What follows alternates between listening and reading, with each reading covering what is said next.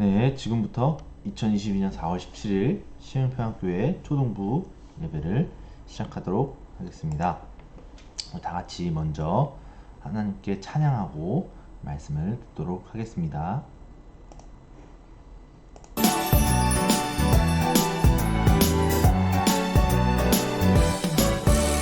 생명의 말씀으로 하나님 말씀으로 살아가요. 같이 사랑을 보여주고 복음을 전하면서 살아가요.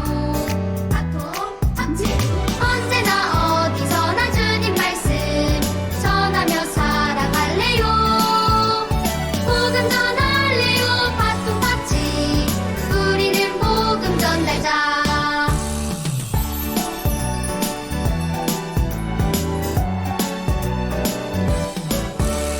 생명의 말씀으로 하나님 말씀으로 살아가요. 같이 사랑을 보여주고 복음을 전하면서 살아가요. 같이 언제나 어디서나 주님 말씀 전하며 살아갈래요. 복음 전할래요. 바통같이 우리는 복음 전달자. 네, 잠시만요. 같이 찬양을 드렸고요. 잠시만요.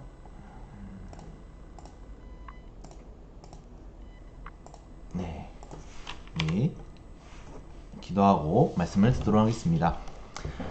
하나님 감사합니다. 오늘도 이렇게 하나님 앞에 찬양과 경배를 드립니다. 오늘은 부활주일입니다. 예수님께서 우리를 위해서 십자가에 못 박혀 죽으시고 그리고 사흘 만에 부활하셨습니다. 그러므로 우리가 죄가 사여지고 영원한 부활의 삶을 살 수 있게 되었습니다. 그리고 그 부활의 삶을 통하여서 오늘 찬양한 것처럼 예수님을 전하는 복음 전달자로 살아갈 수 있도록 은혜를 베풀어 주시옵소서.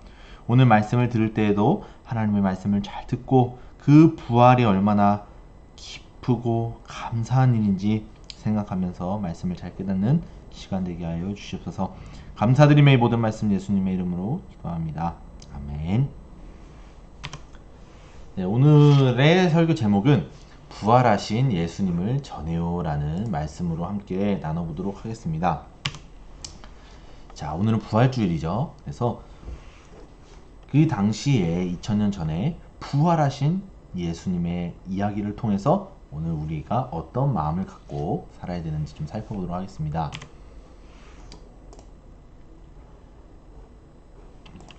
네. 우선 예수님께서 부활하기 전에 이제 주중에 매일 성경을 통해서 보셨으면 알 텐데 예수님께서 이제 십자가에 못 박혀 죽으셨습니다.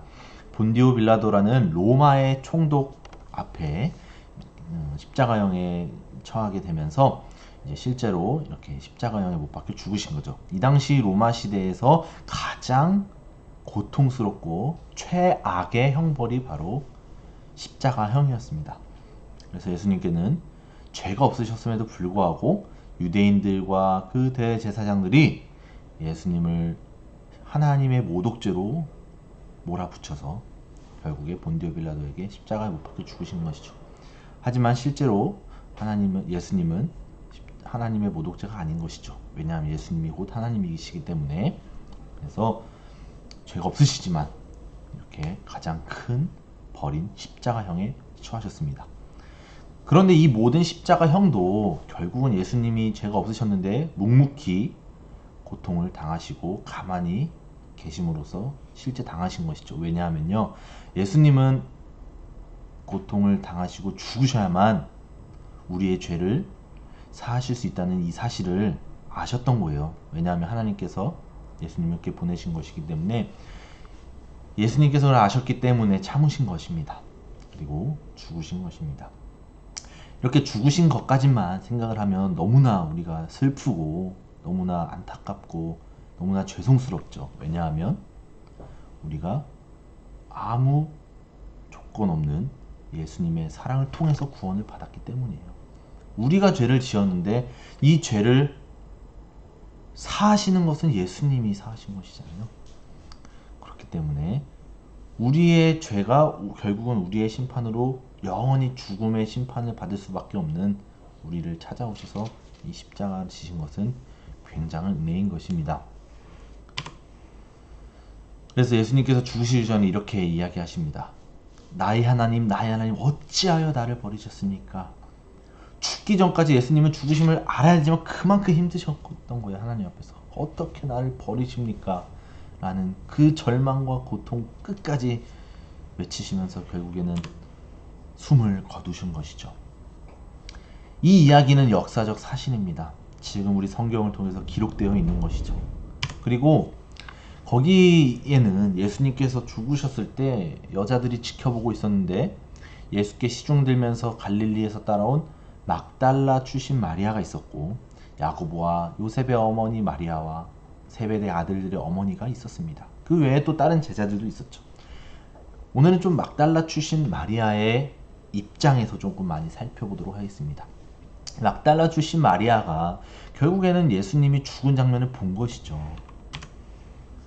그리고 예수의 시신을 가집니다. 요셉이라는 사람이 이제 십자가에서 완전히 죽으신 것을 확인하고 이제 예수님이 이제 요셉이라는 사람이 너무나 슬프니까 이제 그 로마의 이제 본디오 빌라도에게 이야기를 해서 예수의 시신을 우리가 이제 좀 장례를 치르고 싶습니다 하니까 그렇게 하라고 합니다.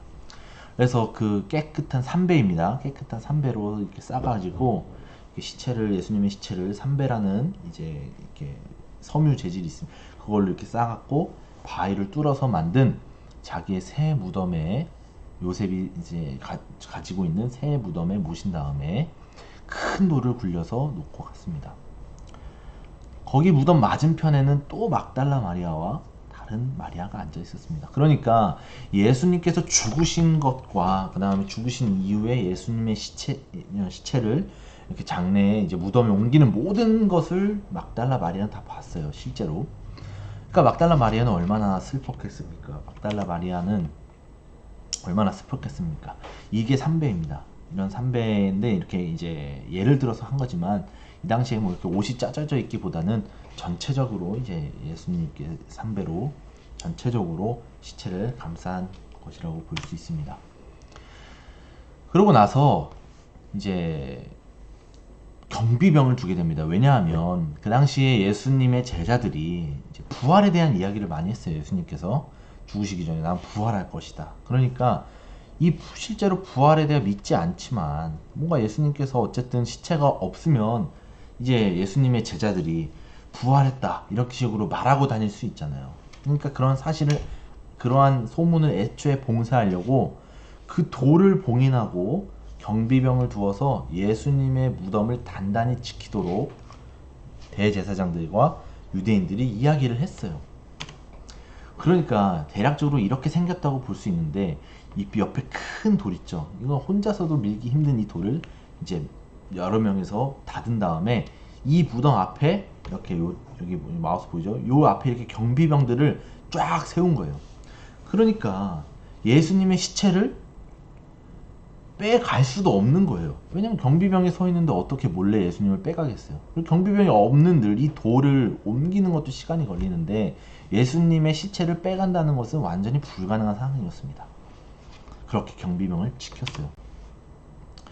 그리고 주간의 첫날 이른 새벽에 막달라 사람 마리아가 무덤에 가서 보니 무덤 어기를 막은 돌이 이미 옮겨져 있는 거예요. 분명히 경비병이 있었고 분명히 돌이 되어져 있는데 열려 있는 거예요. 다른 성경에 보면 이 경비병이 결국에는 이제 잠을 자고 이렇게 한눈을 팔게 되는 경우가 있는데 그러면 이 돌을 옮기는 건 힘들거든요. 다른 사람에 의해서. 근데 결국에는 주간의 첫날 무덤이 열려져 있는 거예요. 누가 열었는지는 이제 이 막달라 마리아의 입장에서는 알 수가 없는 것이죠. 근데 일단 돌이 옮겨져 있다는 것을 알 수가 있는 거죠. 열려 있으니까. 깜짝 놀란 거예요. 그래가지고 이렇게 들어가 봤는데 이렇게 들어가 보진 않았고 이런 식으로 열려 있었는데 이제 세마포가 놓여져 있는 것이죠. 어떻게요? 이렇게 놓여져 있다는 겁니다. 그러니까 놀래가지고 이제 또 제자들의 다른 사람이 요셉이라는 로 추정되는 사람과 이제 베드로가 있었는데 베드로라는 사람 제자가 이제 안으로 들어가서 봤는데 세마포가 이렇게 그대로 있는 거예요. 그러니까 예수님의 시체에 쌓아져 있던 세마포는 남겨져 있고 또 머리에도 이렇게 쌓아져 있는 게 있었는데 그거는 또 거의 접혀 있어요. 이거는 직접 누군가가 접어서 나간 거예요. 그러니까 이렇게 접혀 있다는 것은 둘 중에 하나죠. 외부에서 누가 들어와서 예수님의 시체를 다 빼가지고 이걸 접어가지고 예수님의 시체를 들고 나갔거나 아니면 예수님이 살아나셔서 부활하셔서 접으셔서 직접 접으시고 삼배를 놓고 나가시거나 합니다. 그렇죠. 근데 결국에는 후자라는 걸 알 수 있죠. 왜냐면 사람이 들어올 수가 없는 상황이었거든요. 돌 큰 거를 막아놓고 경비병도 있고 그런 상황이었는데요. 그렇죠.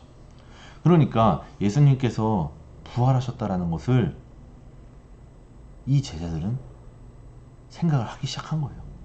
근데 예수님께서 성경에서 말씀하신 완전한 이 부활에 대한 내가 왜 부활해? 내가 죽고 부활할 거다라는 그 깨달음은 알지 못했어요. 그냥 단순히 눈으로 지금 이 상황을 보고 예수님 살아나셨나? 예수님 살아나셨나 보다. 이 정도지. 왜 예수님이 죽으시고 부활하셔야 되는지 성경에서 말하는 것은 깨닫지 못했습니다. 그런데 이 마리아는 또 무덤 밖에서 울고 있었어요. 왜냐하면 마리아는 예수님의 부활을 깨닫지 못하고 있었어요. 예수님이 살아나셨는지에 대해서 깨닫지 못하고 슬퍼하고 있었던 거예요. 그래서 무덤 속을 들여다보니까 흰 옷을 입은 천사 둘이 앉아 있었는데 한 천사는 예수님이 시신이 있던 그 머리밭에 있었고 다른 한 천사는 발치에 있었어요. 천사들이 마리아에게 여자여 왜 우느냐라고 마리아가 대답하니까 누가 우리 주님을 가져갔습니다. 그러니까 마리아는 딱 봤을 때 이미 돌이 옮겨져 있었고 그 다음에 예수님이 없었잖아요. 그러니까 누가 가져갔다라는 생각을 한 거예요. 어디에 뒀는지 모르겠다라고 한 거예요. 근데 이 막달라 마리아라는 사람은 어떤 사람이냐면요, 7 귀신이 떨어져 나간 막달라라고 하는 마리아. 즉, 이 막달라 마리아라고 하는 사람은 귀신에 씌어서 고통에 살고 있었는데 예수님께서 이 귀신을 꺼집어내셔서 막달라 마리아를 치료하셨습니다. 그래서 막달라 마리아는 그 이후로부터 예수님과 함께 동행하면서 예수님의 사역을 동참하던 그러한 여인이었어요. 근데 그 여인이 입장에서, 이 막달라 마리아의 입장에서 예수님이 십자가에 죽으시고 무덤에 쌓이시는 이 모습을 보면 얼마나 슬프겠어요. 메시아이신 예수님께서 나를 치료하시고 나를 구원하신 이 확신으로 같이 살다가 그 예수님이 죽으신 모습을 봤을 때 얼마나 슬펐겠습니까? 그리고 이 무덤에 있는 예수님의 시체도 없어졌다는 생각을 하니까 이 마리아는 얼마나 슬프고 힘들고 고통스럽겠습니까? 이러한 마리아와 천사의 대화에서 마리아는 예수님이 부활한지 몰랐던 것이죠. 슬픔에 잠겨 있었습니다. 이렇게 말하고 뒤를 딱 이제 돌아보는데 마리아는 예수께서 서신 것을 보았지만 예수인 줄 알지 못했어요. 그 뜻은 누군가 분명히 서 있어요. 누군가 분명히 서 있는데 예수님인 줄 알지 못했던 거예요. 깨닫지 못하고 있는 거예요. 근데 그 사람이 여자예요. 왜 울고 있느냐, 누구를 찾느냐, 이게 예수님이 물어보고 있는 거거든요. 근데 마리아는 예수님이 동산지기, 그 동산을 어떤 담당하는 사람인 줄 알고, 여보세요, 당신이 예수님을 옮겨놨거든. 예수님 어디다 두었는지 제발 좀 말해주세요. 그럼 제가 예수님의 시체를 모시고 가겠습니다. 이렇게 이야기하는 거예요. 전혀 예수님이 부활했다는 사실을 모르고 있는 겁니다.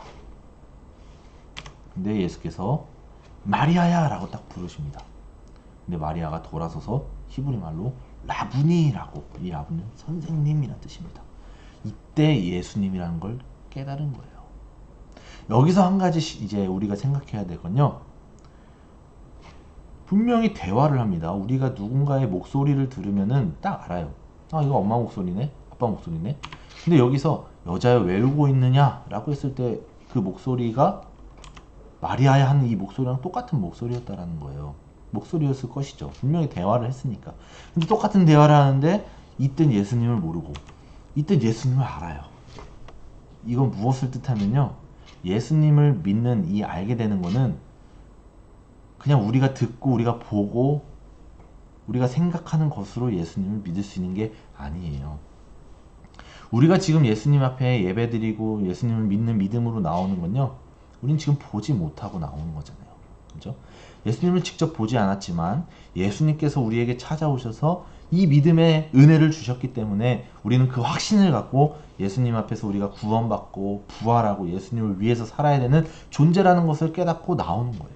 보지도 않았고. 이 마리아는 예수님을 직접 봤는데도 깨닫지 못했어요. 근데 마리아야 하는 순간 알았다는 것은 우리랑 똑같은 거예요. 본 것으로 믿은 게 아니라 결국엔 봤다고 믿다고 생각할 수 있겠지만 이 마리아라는 사람도 결국엔 하나님께서 찾아오셔서 예수님을 믿는 은혜를 주셨기 때문에 그 순간 그 은혜로 예수님을 보고 예수님인 것을 깨닫게 된 거예요.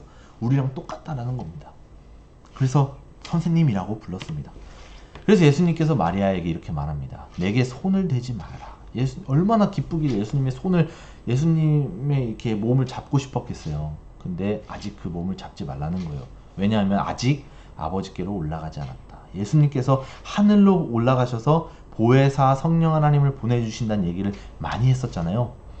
근데 아직 올라가지 않았기 때문에 아직은 때가 아니다.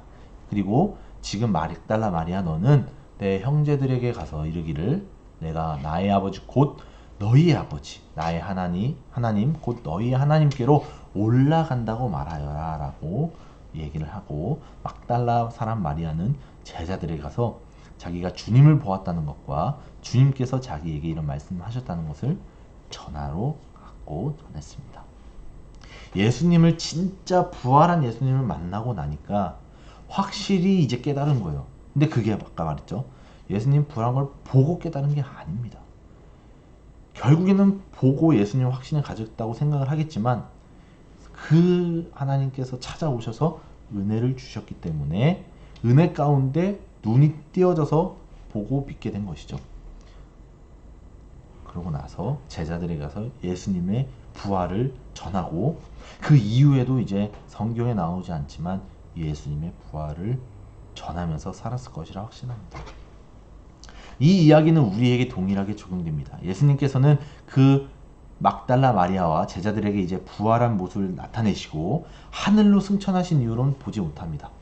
하늘로 승천하신 이후로는 실제로 눈으로는 보지 못하지만 마음에 확신이 있죠. 예수님께서 부활하고 하나님 우편에 지금 계시고 분명히 언젠간 도둑같이 다시 오실 거라는 이 확신을 갖고 있다는 것이고, 그 확신이 지금 우리에게도 동일하게 하나님께서 역사하시는 똑같은 방법으로 우리에게 역사하신다는 이 사실을 믿어야 된다는 것입니다.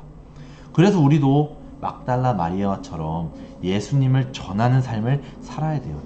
왜냐하면 예수님께서 우리 믿는 자들이 살아가는 이유와 목적은 하나님의 영광을 위해 사는 것인데, 그 영광에서 굉장히 중요한 것은 예수님을 전하는 삶이에요. 내가 예수님을 믿는다고 하지만 예수님께서 말씀하신 그 내용과 전혀 관계없이 산다는 것은 말이 안 되는 이야기입니다. 그건 예수님을 믿는 믿음으로서의 태도가 아니에요. 그렇기 때문에 우리 친구들, 예수님을 믿는다는 것은 우리의 생각으로 깨달은 것이 아니라 하나님께서 찾아오셔서 믿는 것이고, 그 하나님께서 찾아오셔서 우리가 믿는 이 믿음은 그 부활의 소망을 갖고 예수님을 전하는 삶을 살아야 되는 거예요. 그래서 우리 친구들 믿음을 돌아보고 우리의 인생을 돌아봤으면 좋겠습니다. 우리 친구들 인생은 우리 친구들 마음대로 사는 게 아니에요. 예수님을 정말 믿는 자는 그 믿음, 오늘 막달라 마리아에게 찾아오신 예수 그리스도를 그 믿는 자는 우리의 인생 또한 예수님을 위해서 사는 것, 그 중에 너무나 중요한 것은 예수님을 전하는 삶을 사는 것이 굉장히 중요한 삶이라는 것을 꼭 깨닫고 예수님을 전하면서 주변 믿지 않는 친구들, 가족들 기도하면서 예수님을 전하면서 나만 천국 가는 것이 아니라, 나만 영원한 삶을 사는 것이 아니라 내가 사랑하는 믿지 않는 친구들도 예수님을 같이 믿고 같이 영원한 천국의 삶을 살아야 되지 않겠습니까? 그러한 생각으로 함께 진짜 복된 것을 누리면서 전하면서 살아가는 우리 친구들 되기를 소망합니다. 이것으로 말씀을 마치고 우리 같이 기도하겠습니다. 하나님, 우리는 마리아처럼 예수님의 부활을 믿어요. 이 믿음은 성령 하나님께서 우리에게 찾아오셔서 깨닫게 해주셔서 예수님의 부활을 믿게 된 거예요. 그래서 우리도 예수님 다시 오실 때 영원한 천국의 삶을 살 수 있게 되었어요. 하나님의 자녀로서 예수님을 전하는 삶을 사도록 도와주세요. 예수님의 이름으로 기도합니다. 아멘. 우리 같이 주기도문하고 예배를 마치겠습니다. 하늘에 계신 우리 아버지, 아버지의 이름은 거룩하게 하시며 아버지의 나라가 오게 하시며 아버지의 뜻이 하늘에서와 같이 땅에서도 이루어지게 하소서. 오늘 우리에게 일용할 양식을 주시고 우리가 우리에게 잘못한 사람을 용서하여 준 것 같이 우리 죄를 용서하여 주시고 우리를 시험에 빠지지 않게 하시고 악에서 구하소서. 나라와 권능과 영광이 영원히 아버지의 것입니다. 아멘. 자, 오늘은 부활주일입니다. 그래서 오늘 예배에 온 친구들과 같이 이렇게 부활을 기념하는 또 계란을 통해서 우리가 또 나누고 그런 시간을 가질 텐데, 이제 오지 못한 친구들은 그래도 집에서 또 예수님의 부활을 잘 생각하면서 부활주일 잘 보냈으면 좋겠습니다. 다음 주도 예정대로 10시에 있고요. 그리고 이제 코로나가 아직은 뭐 10만 명 이상의 상황이 놓여 있지만 이제 아마 격리가 해제될 거예요. 그렇게 되면은 교회를 나올 수 있는 상황입니다.